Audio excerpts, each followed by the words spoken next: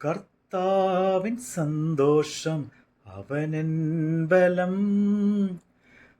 പാരിതിൽ പാർക്കുന്ന അവനെൻ ബലം. അവനെൻ്റെ സങ്കേതം, വിശ്രമനാൾ തോറും അവനെൻ്റെ സർവ്വവുമേ. അവനെൻ്റെ സങ്കേതം, വിശ്രമനാൾ തോറും അവനെൻ്റെ സർവ്വവുമേ.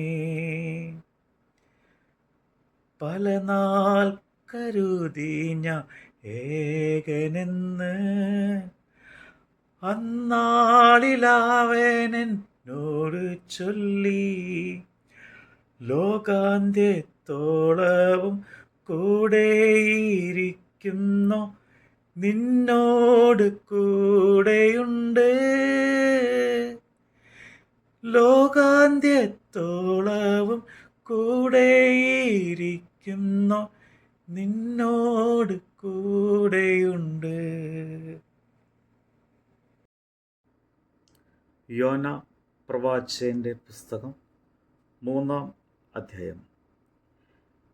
യഹോവയുടെ അരുളപ്പാട് രണ്ടാം പ്രാവശ്യം യോനയ്ക്ക് ഉണ്ടായത് എന്നാൽ, നീ പുറപ്പെട്ട് മഹാനഗരമായ നിന്റെ നിനവയിലേക്ക് ചെന്ന് ഞാൻ നിന്നോട് അരുളി ചെയ്യുന്ന പ്രസംഗം അതിനോട് പ്രസംഗിക്ക. അങ്ങനെ യോന പുറപ്പെട്ട് യഹോവയുടെ കൽപ്പന പ്രകാരം നിനവയിലേക്ക് ചെന്നു. എന്നാൽ നിനവ 3 ദിവസത്തെ വഴിയുള്ള അതിമഹത്തായ നഗരമായിരുന്നു. യോന നഗരത്തിൽ ചെന്ന് ആദ്യം 1 ദിവസത്തെ വഴി ചെന്ന്, ഇനി 40 ദിവസം കഴിഞ്ഞാൽ നിനവ ഉന്മൂലമാകുമെന്ന് ഘോഷിച്ച് പറഞ്ഞു. എന്നാൽ നിനവക്കാർ ദൈവത്തിൽ വിശ്വസിച്ച് ഒരു ഉപവാസം പരസ്യം ചെയ്ത് വലിയവരും ചെറിയവരും ഒരുപോലെ രട്ടെടുത്തു.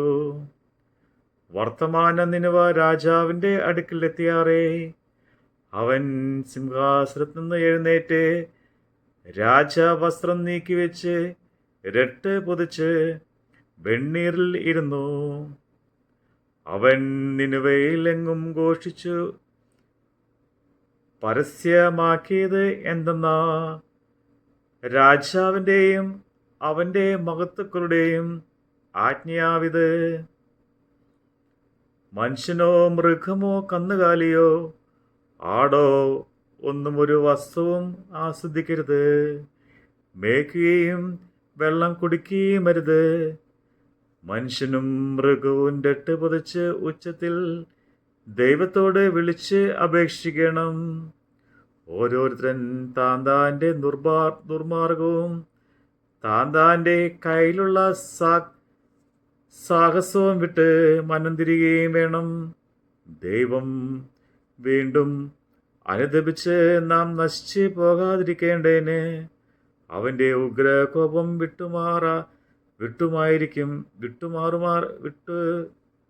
വിട്ടുമാറുമായിരിക്കും. ആർക്കറിയാം അവർ ദുർമാർഗം വിട്ടു തിരിഞ്ഞ് എന്ന്.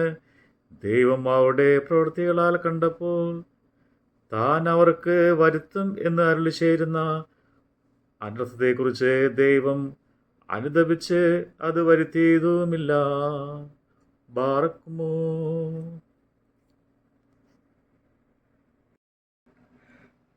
കർത്താവിൻ സന്തോഷം അവനെൻ ബലം.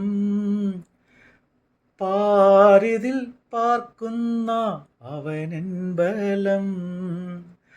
അവനെൻ്റെ സങ്കേതം, വിശ്രമനാൾ തോറും അവനെൻ്റെ സർവ്വവുമേ. അവനെൻ്റെ സങ്കേതം, വിശ്രമനാൾ തോറും അവനെൻ്റെ സർവ്വവുമേ.